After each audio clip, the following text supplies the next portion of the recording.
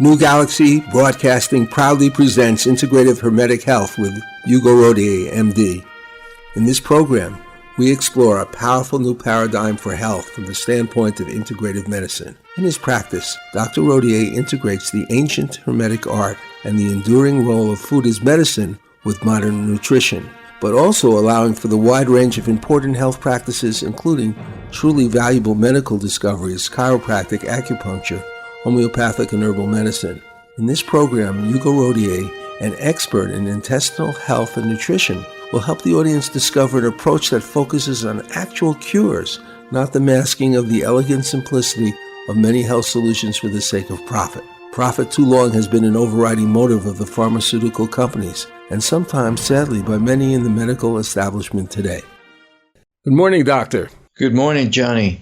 Well, we're going to have an interesting foray into the world of medical research today, and we're going to start out with one that's real curious. Frequent toothbrushing may be associated with lower risk for diabetes, researchers say. And this was published in the New York Times. It was a synthesis of a report, research, and it indicated that people who brush their teeth twice a day appear to have a 3% reduction risk for diabetes compared to people who brushed only once a day or not at all. Investigators came to that conclusion after gathering health and behavioral data on 180,013 men and women, average age 53, who were free from diabetes, then following them for a decade. After controlling for confounding factors, researchers found that people with periodontal disease had a 9% risk for developing diabetes. Holy mackerel, that was a lot of work, wasn't it? Yeah.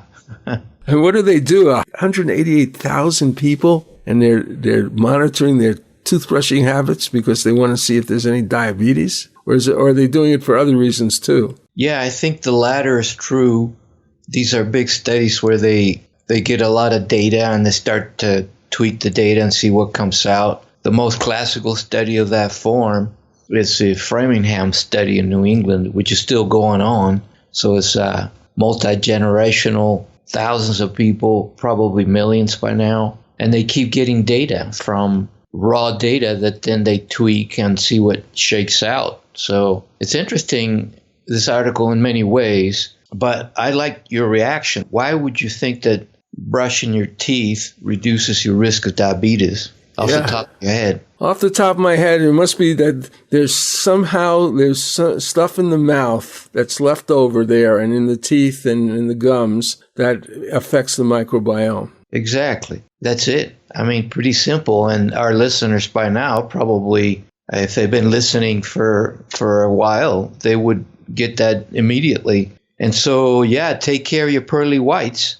Think of the mouth as the beginning of the GI tract.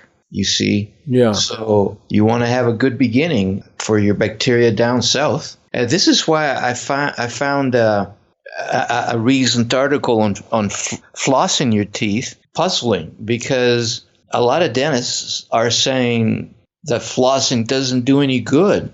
And I just don't believe that. I floss on a regular basis. I can tell the difference from people who don't floss.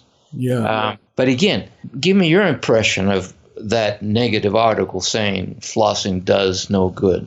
I don't believe it either. Well, I don't mean that that's a research statement. I mean, but it depends on so many things. Exactly. So many other factors. Here's one factor. I don't know if you agree with this. I don't think that the chemical composition of most commercial toothpastes may be too good. That's a very good point. Yeah, let's go with that for a while.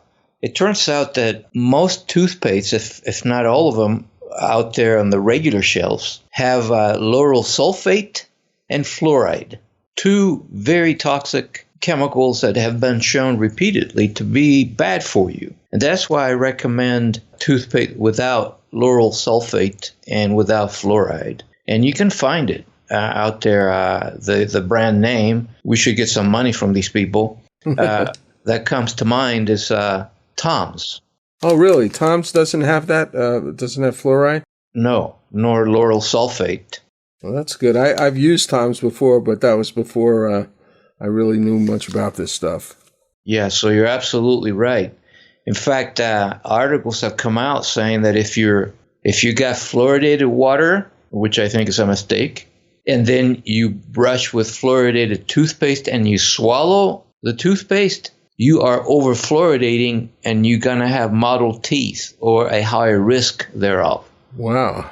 Yeah. And look, this whole thing, let's not get sidetracked into fluoride because that's a huge topic that we've covered before and we'll cover again, I'm sure. But it turns out that the fluoride in toothpaste is the way to go if you're really worried about it. Look, I'm not saying get fluoridated toothpaste, but if you have bought into fluoridation, fluoride in toothpaste is enough. Why put it in the water? Oh, that's for sure. And so it's like my reasoning is this. Look, if you have to put it in the water, what you're saying is that you're forcing people to fluoridate. Okay. Here's the analogy, a little tortured, but how many people are taking Prozac in Utah? A whole lot of them. Well, why don't you put it in the water then? And then we're all happy. Oh, by the way, did you know that Prozac has fluoride in it? Well, that would be double good, wouldn't it? It would be great. Right. But we could triple fluoride people. If you look at Prozac, we're getting sidetracked, but that's okay. We can bathe in it now too, right? Exactly. If you look at the generic name of Prozac is fluoxetine, guess what the FLUO stands for? Fluoride. And guess who came up with that formula of fluoxetine? The Nazis in concentration camps. They found that giving fluoride to their guests kept them calm and more docile, and they were easier to manipulate, really. Yeah. Well, let's get back to the mouth. Well, I wanted to say something about the mouth. I came across an article or a video anyway last week. It talked about how the first guardian of the immune system when you take something into your mouth is the tonsils. Have you ever heard that? Well, yeah, pretty much. So that's why I'm against tonsillectomies. Yeah, well, I had one, and it's really, I was really amazed because I never heard that in my life. Nobody ever said that to me. It never came up. It's just so barbaric to be ripping out tonsils, appendix, and gallbladders. But that's the bread and butter of surgeons because they are deemed dispensable or useless. Really? Mother Nature came up with stuff that is useless? Come on. And so, I think that the tonsillectomy thing is totally overdone, and it should be taken as a sign that your kid, because it's done to kids most of the time, if not all the time, that their immune system is not great, so it's struggling to keep up. And I bet you money that kid is eating a lot of sugar. Yeah. All right.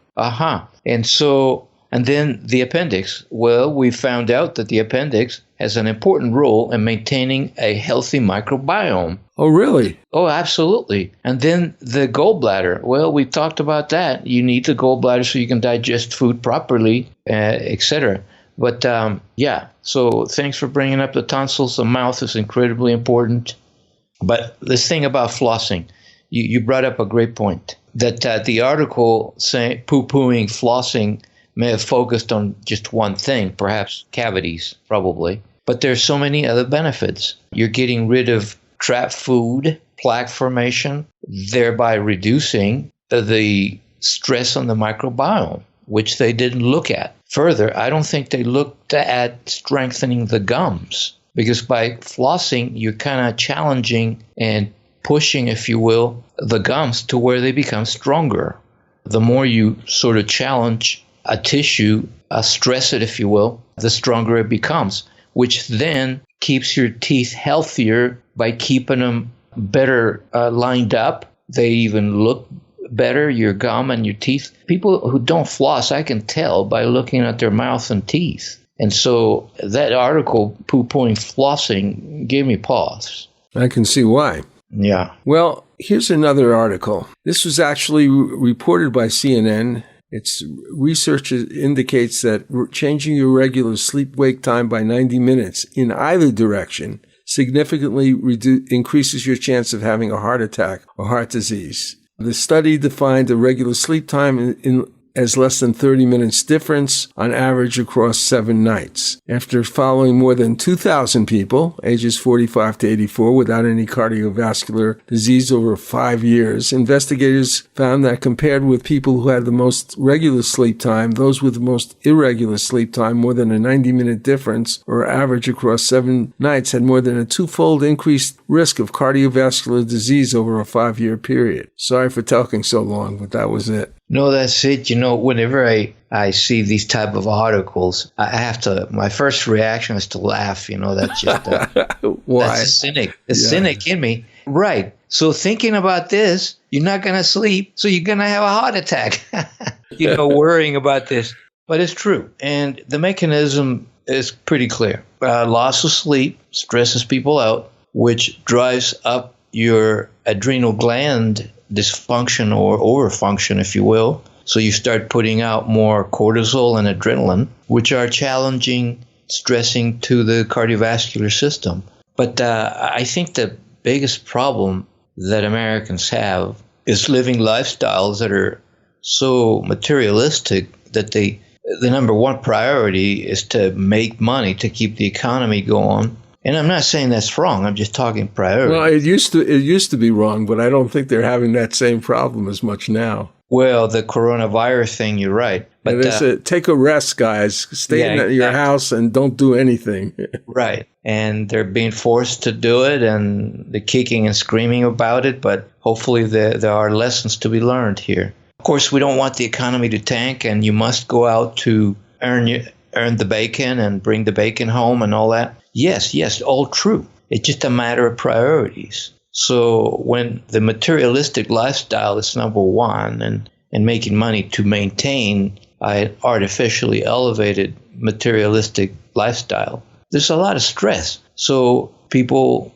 start to sleep poorly. They have to set alarm clocks to get up in the morning. I tell you, if you need an alarm clock to get up, you're already behind the 8 ball because you're waking your body up before it's ready to wake up. And so, look, if you're staying up watching Johnny Carson, whoever it is now you're watching late at night, and then set your alarm clock so you can get up, well, maybe you don't need to watch the Tonight Show.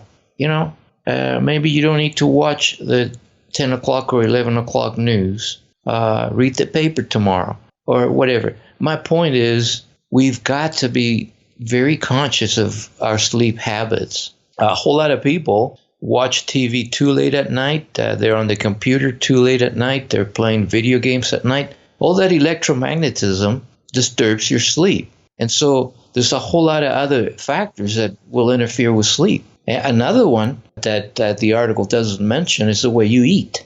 Most people skip breakfast, eat lunch at McDonald's while they're on the run at work, and then come home exhausted, eat a huge meal, plop on the couch late at night, and then go to bed.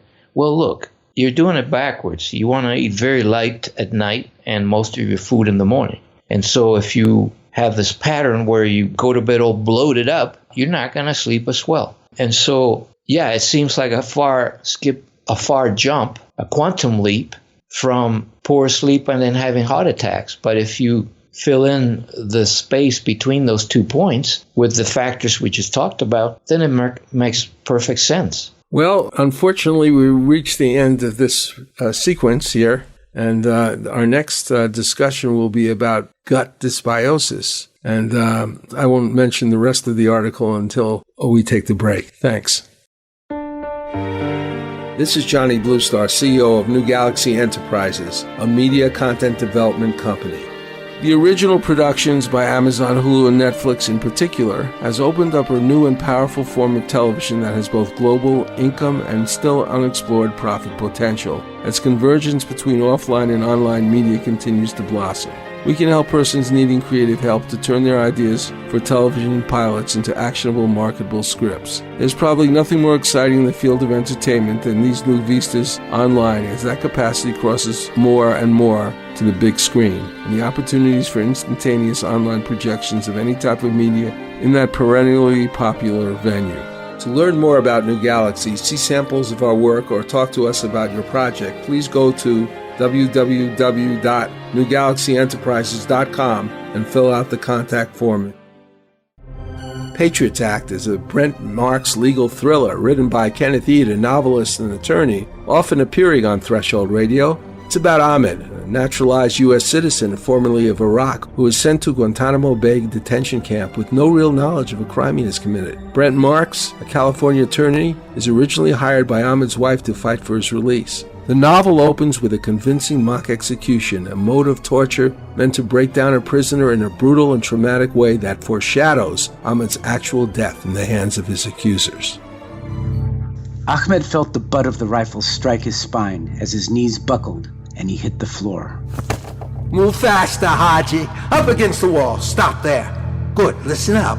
My name is Sergeant Brown. You're here because you refused to cooperate in interrogations. The decision has been made to execute you by firing squad. Wait, I'm an American citizen. Ahmed felt the black bag ripped from his head and for the first time faced his aggressors. He found himself facing a man in camouflage fatigues, holding an M16 to his chest. Beside him, an 8-man firing squad with their rifles in ready position. I have the right to talk to an attorney. This is all a big mistake. Brown fastened a leather strap around Ahmed's waist, pinning his spine to a wooden post. Yeah, a big mistake. You should have cooperated when we asked you about your superiors in Al-Qaeda. I don't know anyone in Al-Qaeda. Do you have any last statement, Haji? But I repeat, do you have any last statement? I'm not a terrorist. I'm an American citizen. I've a right to a lawyer and a trial. You've denied me these rights. You will answer to God for your crimes. I think you can see who has all the rights here. Ready? Aim! The 8 pointed their rifles at Ahmed. Shivering uncontrollably, Ahmed's knees gave way, and he hung on the post like a man crucified. Fire! The deafening explosion of the 8 rifles was the last thing Ahmed heard. He felt the bullets hit his flesh, and his body crumpled forward, hanging lifelessly from the post like a scarecrow. Here is a beautiful song by Patty Greer called Autumn Glow.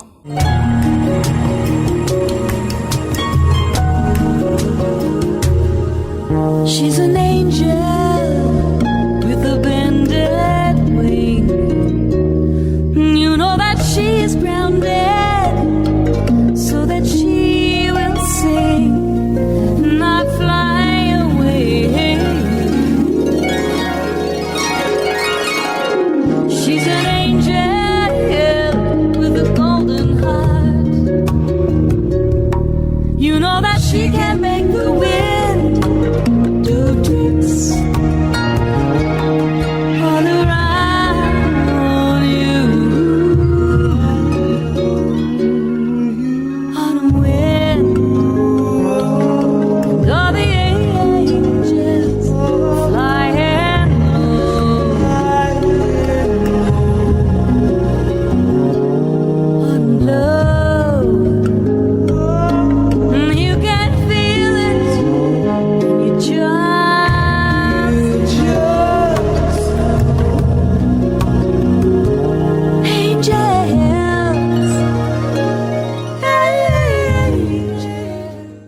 Hi, we're back on the Integrative Hermetic Health Show with Dr. Hugo Rodier, and the doctor and I have been discussing some various medical research, but now we're turning to something interesting. And I think what I'll do first, since it's about gut dysbiosis, have you talk a little bit about that before we go into the actual article. Well, it's all over the papers in our medical journals now how the microbiome, the bacteria in the gut, is critically important to our health, a fact that won the Nobel Prize in 1908 in medicine, Dr. Mednikov, pointing out that our gut bacteria is 2/3 of the immune system. That was just the beginning. Articles since then, and now a tsunami of articles are showing that it goes well beyond that our gut bacteria is in charge of detoxifying, metabolizing. It sends signals throughout the body, and they're not happy with you, the bacteria in the gut, the microbiome, unless you feed them real well. And if you don't, you start to overgrow bad bacteria that love sugar. And those guys also send out signals, but now you got bad signals going throughout the body. And I mean throughout the body. The joints, the blood vessels, the heart, the brain, our hormones. I mean, our microbiome is just exploding as to how important it is. So every week I see articles relating the gut microbiome to just about every disease there is. The reason why I wrote a book about this 10 years ago. Okay. Well, here's the article. Gut dysbiosis induces the development of pre-eclampsia through bacterial translocation. Now, pre-eclampsia is a condition in pregnancy characterized by high blood pressure, sometimes with fluid retention, and proteinuria. And proteinuria, which is protein and urea to combine, is the presence of abnormal quantities of protein in the urine, which may indicate damage to the kidneys. So maybe you could go into, is pre-eclampsia common? Fairly common, and it can kill a pregnant woman in the laboring stages. Even before, it can be seen in the trimesters before the woman is ready to deliver. And as you said, it's characterized by high blood pressure, swelling, spilling out a lot of protein. And it has baffled doctors for a long time. Fortunately, if caught early, it's treatable, but it can sneak up on you. So women are well advised to get prenatal care to make sure they're not developing that. Sorry. The other nice word in there is translocation. Right. And that translocation is just a fancy word for leaky gut. All right. So let's put the whole thing together. This is much like the last article, and that you have one point and then another, and we need to fill in the space between. What's going on here is that when you got dysbiosis, or an imbalance of gut bacteria, you generate inflammation. I should say as an alarm that the gut microbiome is not doing well. And why inflammation? Well, because the gut microbiome is a big part of the immune system, and inflammation is the calling card or the main alarm that the immune system puts out when things are not right. So all that inflammation generated by a dysbiosis or an imbalanced microbiome begins to irritate the walls of the intestines or the cells lining the intestines. And when cells are irritated and inflamed and oxidized, they shrivel up a little, creating gaps among them. Think of a fence. It can be quite solid, right. But if the boards making up the fence begin to rot up or dry up, then you see gaps. And so those gaps allow for translocation, meaning that the toxins that the bad bacteria, the dysbiosis generates, can leak out of the gut and end up in the bloodstream.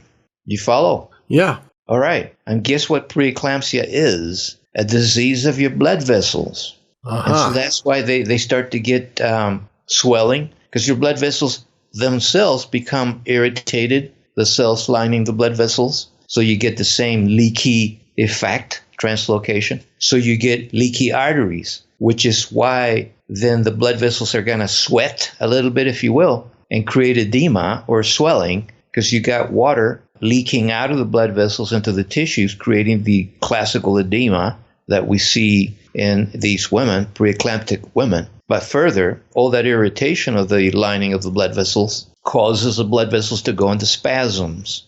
And spasms then creates the high blood pressure. But it gets worse, because the same thing, the same leaky artery effect, translocation of fluids, happens in the kidneys. When the kidneys are just glorified, balled up blood vessels. So the kidneys are going to be a little bit sweaty. So you get proteinuria, or protein in the urine, because you're not filtrating that well anymore on account of the same mechanism going on in the kidneys. So you can see that it all starts because you're not eating so well and your gut bacteria is not happy with you. And so what is the worst thing you can do as a pregnant woman?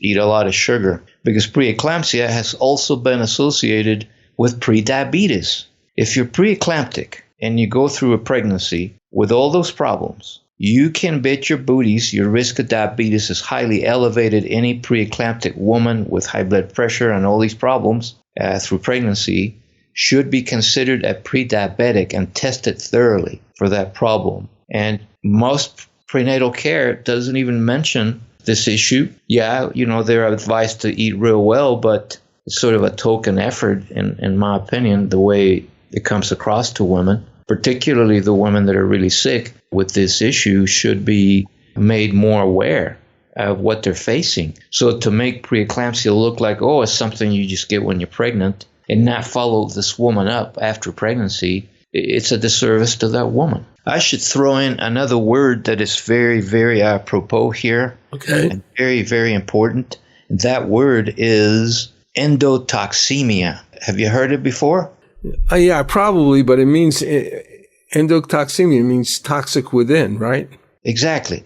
Well, but it turns out that endo is also a word for intestines. Oh, really? Okay. Right. Toxic, toxemia, emia is blood. So it's exactly what I just talked about. Toxins generated in the gut, the inflammatory molecules and messages generated by an angry microbiome, an imbalanced microbiome, those toxins generated in the gut, leak out or are translocated from the gut to the blood. So you get endotoxemia, or intestinal toxins in the blood. Now, this bears a little more unwrapping because there's a lot of misconceptions about yeast and fungi in the gut. I still hear people saying, "Doc, I got yeast in my blood." Mm-hmm. I went to some guy who did an analysis of my blood and told me I got yeast in my blood. Talking about candida or some other kind of yeast? Exactly, candida. Thanks for bringing that up. Well, listen, if you had yeast in your blood, you'd be dead, okay? What you got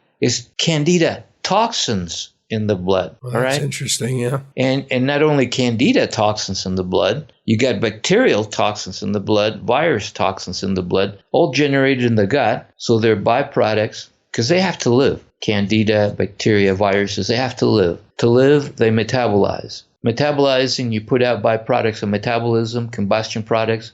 You can call them toxins. So these organisms eat and poop like we do. Okay. So their poop or toxins generated in the gut can leak out of the gut into the bloodstream. We call it endotoxemia. Those toxins go everywhere and then every organ of the body. So you will have symptoms. But to tell these poor people you got yeast in the blood, no.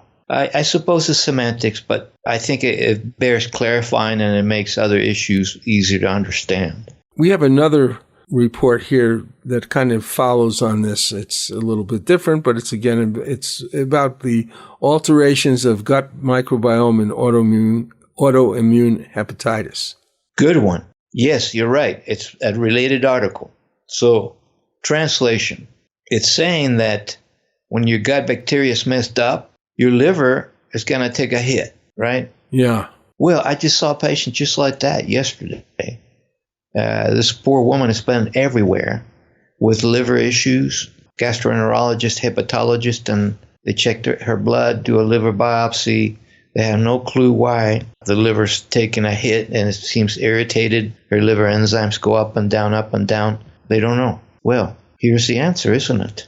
Mm-hmm. It turns out the poor woman has had irritable bowel syndrome with bloating, constipation alternating with diarrhea, cramping for her whole life.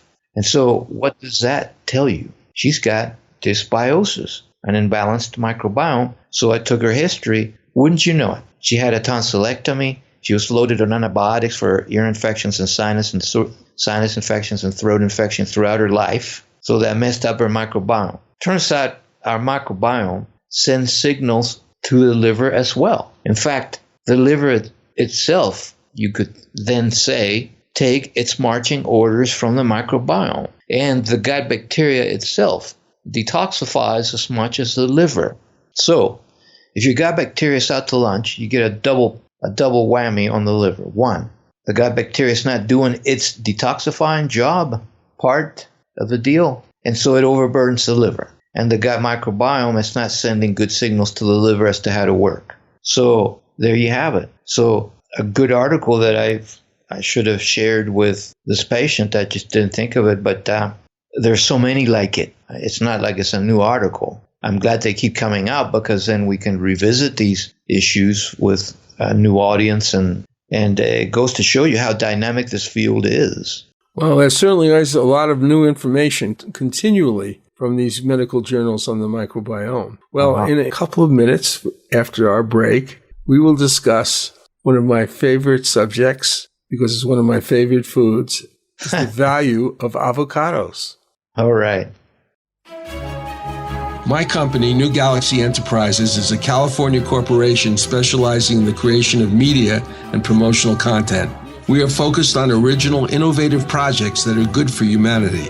These projects could be nonfiction books or novels, fictional screenplays or documentary content, websites and website content, commercial advertising content for print, audio, or video products on the internet, television, or radio, musical scores for advertising, television, or film, video, audio editing, etc. We want to promote products and projects that support the environment, encourage a healthy experience in living, developing, nurturing, and useful technology, and offering platforms for positive, socially constructive entertainment or informative, transformative media. Our experience in creating a variety of products like this is rather vast, and we offer client-based and collaborative products, as well as the opportunity of active investors to join us in the creation and promotion of proprietary products, some of which are in latter stages of development. For more information, go to www.newgalaxyenterprises.com. That's www.newgalaxyenterprises.com.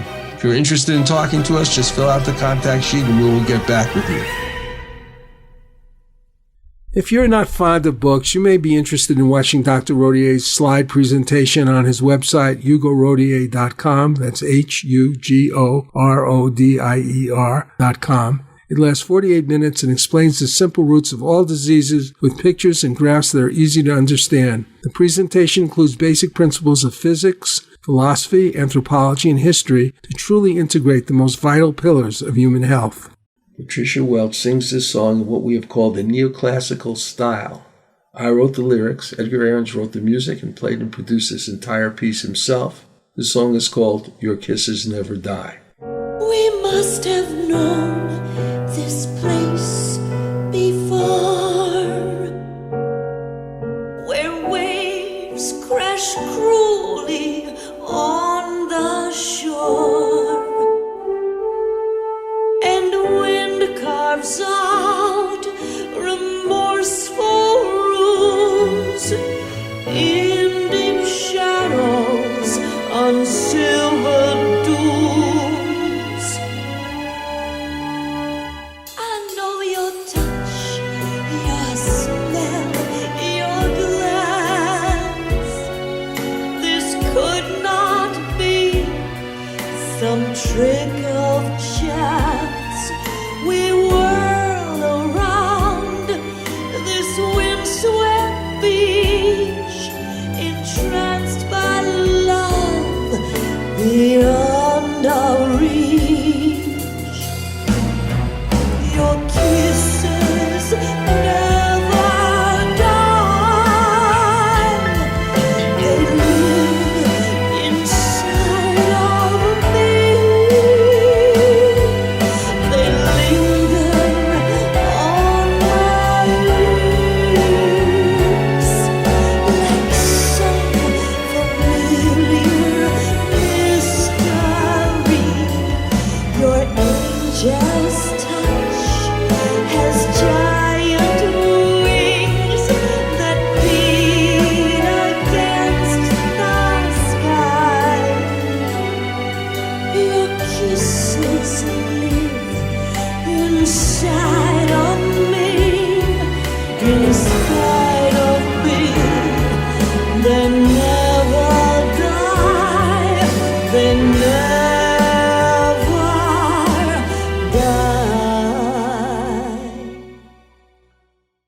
Hi, this is Johnny with Dr. Hugo Rodier, who is the host of our program called the Integrative Hermetic Health Show. And we have been discussing the microbiome. And we have a research article here called Maternal Gut Microbiota in Pregnancy Influences Offspring Metabolic Phenotype in Mice. Now, what do That's you a make of mouthful. that? Yeah, it's all about, I'll just read a few sentences here. obesity and metabolic diseases tend to go together, and humans who become obese are also prone to type 2 diabetes and cardiovascular problems. Starting with the observation that offspring of germ-free mice tended to become obese on high-fat diets, Kimura, one of the scientists, I guess, investigated how the presence of the microbiota might be protective in mice. Go for it. Okay. Well, let me translate. Number one, let's not worry about the mice bit. Okay. We've seen these articles for decades, and this is the bottom line. In humans, not just mice. But I'll never forget when I first saw this in the New England Journal decades ago, saying that the microbiome is affecting my DNA. And I had to do a double take. Oh, I still wow. remember the picture they put up, because really good articles give you a picture, you know, what's happening. And I'm looking at it, no, come on. Why didn't they teach me this in medical school? And of course, we didn't know back in the 80s, but we know now that the microbiome, by affecting how we process food and by sending signals throughout the body, will affect everything about your body, including your DNA. And so that's what phenotype means, the expression of your genes. Okay. So that's an epigenetic type of influence. Exactly. Thank you. That's right. So it explained epigenetics, that article did in the New England Journal, before the word was coined, epigenetics. Wow. Okay. Yeah, that's interesting. Yeah, that's how science advances, you know, one little bit at a time. Right now I'm reading the sort of autobiography of Sigmund Freud as seen through the eyes of Irving Stone, and the book is The Passions of the Mind. Highly recommend it, particularly right now because last week, or I should say Friday, Netflix put out a mini-series on Freud. And so, I mean, people are just aching to find stuff to do at home. You've got to do that. You got to look at Freud mini-series. Anyway. Do you know that my aunt and my uncle, I guess, Irving Stone visited their house, and I think he actually wrote some stuff in his house. He was a visitor there. Oh, really? Yeah. Fascinating. Fascinating. I don't remember the Freud book, though. I was definitely involved in reading Freud when I was very young. It wasn't very good for me. It wasn't too good for me. I liked Jung a lot. I liked Jung a lot better. Exactly. No, it's heavy reading, and I think an adult would do better reading a book like that. Anyway, the point being, how did I get into Freud? Oh, my God. I'm sorry.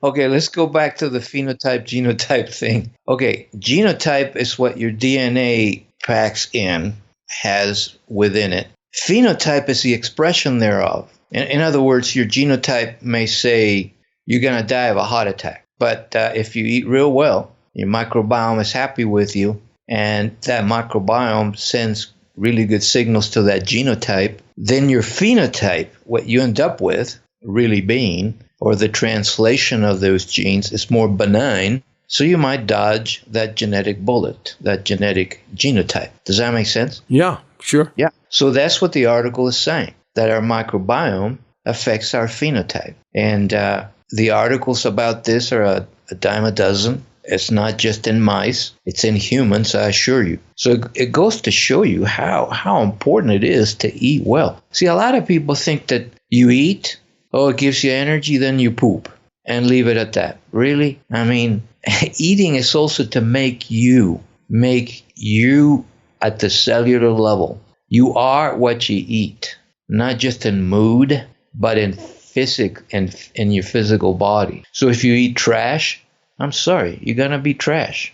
And you might not be worried about it until you have the heart attack or the stroke yeah, that's fine. I mean, if that's what you want to do, I'm pretty tolerant. I respect human choice. If somebody chooses to eat poorly and die 10 years younger or 10 years prior to when they would have otherwise, and they're happy with it, hey, go ahead. But you know what's the problem is that they end up overburdening the system, and that becomes a more convoluted issue that involves politics and economics that we might tackle one of these days. Mm-hmm.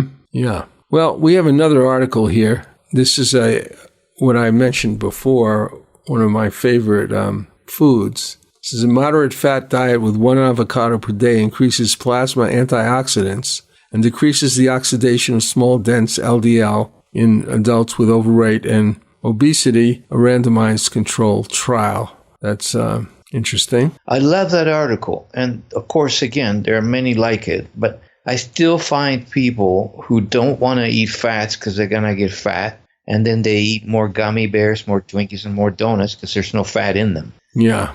I mean, that is just sad, that they still have such misinformation running their lives. Fats, nuts, avocados help you lose weight.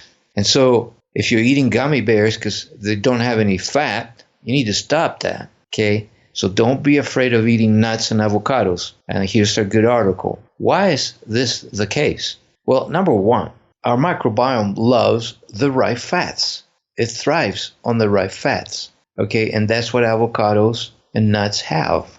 Further, they have a lot of antioxidants and micronutrients that are much needed at the cellular level. Further, fats make up our cell membranes. In fact, 80% of our cell membranes, every cell in your body, all 50 trillion of them, have cell membranes, right? A skin, if you will. Well, that skin is 80% fat. So if you're eating the wrong fats or not fats at all, a lot of animal fat, transhydrogenated trans fats, and all these bad fats, you're going to have very poor cell membranes. And in the cell membrane, floating about the cell membrane, because it's kind of liquidy, hopefully, if you're eating the right fats, you got all these proteins bobbing up and down on the surface of cell membranes. And these proteins have these antennae, which are made up of sugars.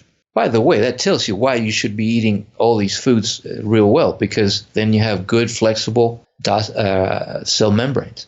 Mm-hmm. Yeah. If you don't, those cell membranes will be dysfunctional and resistant because these proteins and sugars floating in the fat make up receptors to receive the messengers that we get from other cells. For instance, insulin, the quintessential receptor or messenger. And insulin is critical for life, for metabolism, to bring sugar and nutrients into the cell, if you will. And it's the same thing with hormones, thyroid, every other thing you've heard about is probably a messenger that a cell produces and sends to another cell. Well, all that cell communication, and this won the Nobel Prize, I forget when, all this business of cell communication, then you can see, is totally dependent on what you eat, particularly fats. And so, if you're eating the wrong fats, bottom line, you're going to have insulin resistance, which is the beginning of obesity and diabetes. Yeah. So, avocados. I love avocados. I grew up on avocados. I used to be white, now I'm brown because I eat so many avocados. And I mean, they're just so good. Look, if you're still hooked on butter or margarine for your bread, stop. Get avocado oil or put an avocado on your bread, mash it up real well. You'll be surprised how that bread comes alive. And it's so tasty. I mean, avocados. Did you say that that's one of your favorite foods? Definitely. You can snack on avocados. Cut them longitudinally, get the pit out, and spoon out the avocado. There's a ready treat right there. Yeah, I do that. Excellent. So anyway, this is pretty interesting. One of the things that occurs to me is that there's so many things now where there's misinformation about stuff that is actually produced by certain scientific studies that have been co-opted by various lobbying groups, I suppose. Whether we're talking about milk or we're talking about sugar or we're talking about fat, and then they change and they sometimes become their opposite. Exactly. And there's so many of these things. So, it's a kind of a warning thing about taking science completely literally at the time that something is released. Very well said. Just wait 5 or 10 years. Yeah. You might be doing the opposite. Right. Maybe science is getting better. I don't know. I'm not sure. I think a lot of it is marketing and how people interpret this and that for their own gain. And this reminds me, the line between good and evil is pretty thin. And this being an integrative show, it's worth bringing up symbols. Mm-hmm. Take, for instance, the symbol of the 5-point star. Is a benign symbol. It's a symbol of the quintessence of the 4 elements and the Spirit of God, and very benign when the point a single point points upward. But when you invert it and you got 2 points pointing up like horns, it becomes this sign of the devil. The pentagram. The pentagram, there you go. So it's the same with some of these issues. And you were about to say soy. I tell you, if I had a nickel for every time I hear misinformation about soy, I'd be rich. I'm always blogging about soy. Every time I see an article like this, I put it out there because you still find people demonizing soy. Stop. Yeah, this is a very complimentary article as long as the soy is fermented. It's associated with a lower risk of mortality. Exactly. So let's just talk about how it is that we got into this conundrum or misinformation about soy. Turns out that decades ago, the good doctor who discovered phytoestrogens in soy began this misinformation. He didn't do it. It's the people who interpreted his study. When people saw phytoestrogens, they had a cow thinking, oh my God, we're taking too much estrogen. We're going to get breast cancer. It's going to mess up the thyroid. Oh my God, the sky is falling. Let's not eat soy anymore. And that's how it began. Turns out that you find phytoestrogens in a lot of grains, in a lot of veggies, and we say nothing about it. So soy got slammed, and that good doctor regrets having written the article the way he did. And so the truth about soy, first of all, are there negative aspects of soy? Yes. You mentioned one. It's best consumed when it's fermented. 2, it's being used as a crop to come up with trans fats or bad fats. 3, probably has a lot of pesticides. But if you eat it organic, fermented, knock yourself out. Lots of proteins, good benign sugars, so you don't crave sugar so much. And the truth is, roll the drums. Soy has been shown to decrease the risk of cancer, even treat breast cancer, soy has. So these articles need to see more light of day so people stop freaking out over soy. Well, I certainly understand that. I understand because I felt the same way for a while, and I always loved soy. Of course, a lot of times they are like soy sauce, they are doctored in certain ways. Exactly. It's what you do to it. Yeah. I always tell people, look, if you go around demonizing crops that Mother Nature has given us, you got to stop and look into it a little more. The other thing that people have a cow over is phytates in grains. Oh, phytates are going to kill us and all that. Okay, let me tell you something that explains this real well, and I blogged about it. The bottom line, again, is the microbiome. You and I could eat soy. To you, it's neutral. To someone else, I didn't feel so good. And to others, it just makes you thrive. Guess what the difference is? Microbiome. Exactly. Composition of the microbiome. Exactly. So people who have the right microbiome translate or process the soy into a molecule we call equol, EQUOL. Look it up. And equol has been found to be amazingly beneficial to people. So if you're finding that you don't do so well with soy, don't blame the soy. Look at your gut bacteria. It's probably messed up enough from eating too much sugar where you're not producing good amounts of equol. The same with phytates. So if you're freaking out over grains or rice and things like that having too many phytates, stop. Look, if you're gonna demonize this food, that food, because there's something not quite right because of some article, you're gonna starve to death, because just about every food will have something. Oh my God. And I feel sorry for people who get caught up in that dead end, because you need to enjoy food, and that's my philosophy. If you're not enjoying food and you're being too Spartan, too Nazi about it, it has diminishing returns. Well, on that very positive note, we are going to have to say goodbye. But I would like to say to everybody out there, please heed Dr. Rodier's advice and sleep well and eat well. Well, thanks, Johnny. See you next week. So long. The Coalition is a unique project designed to empower its members both individually and collectively. Besides individual empowerment, its broader focus is on the restoration, protection, and enhancement of citizen and human rights throughout the world through the aid of its members. As this project is centered in the United States, our first task is to create a website and social network infrastructure to promote collective efforts to take back our rightful control as citizens over our government as designed by our founding fathers. Although we must begin with the social network restricted to United States citizens, the organization will also host a global dialogue for the discussion of human rights by citizens of democratic nations throughout the world. If you're interested, please check us out in the GoFundMe.com website, entering in the search field the Coalition for Planetary Empowerment. That is, go to GoFundMe.com and enter in the search field the Coalition for Planetary Empowerment. For more information about Dr. Rodier's practice, books, blogs, and newsletters, contact Hugo Rodier, MD, at www.hugorodier.com. That's HUGORODIER.com. We go out with I Am, a mystical song by Lightstorm.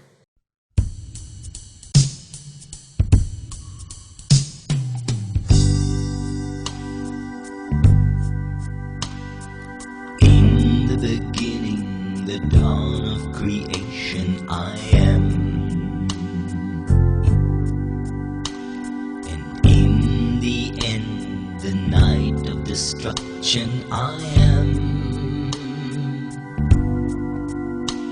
Without and within, the silence of all, I am. Reposing in bliss while dancing as light, I am. The great imposter, the seed of illusion, I am. The first breath of life, the pure sound of Om, I am. The wave and the foam of this cosmic ocean, I am.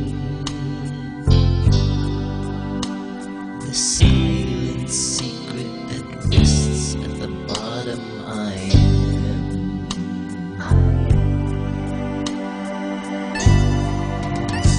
I am that I am, forever I am. I am that I am. I am that I am, forever I am. I am that I am.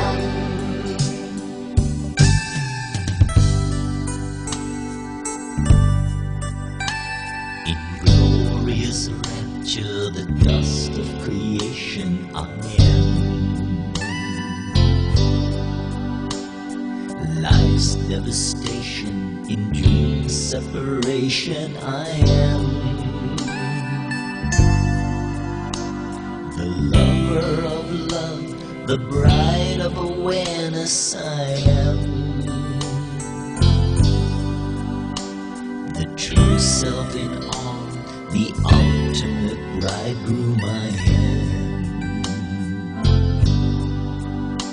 All mad desperation and final elation, I am. The desolate pain of wanting and longing, I am. The tender love flame inside every heart, I am. Exposed in all living by burning and giving, I am.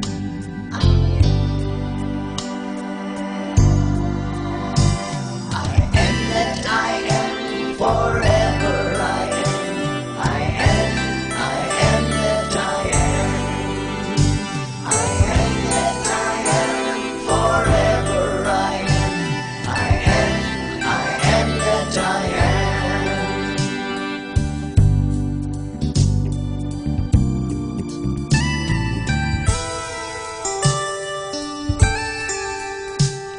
Beyond birth and death, the life of all life, I am.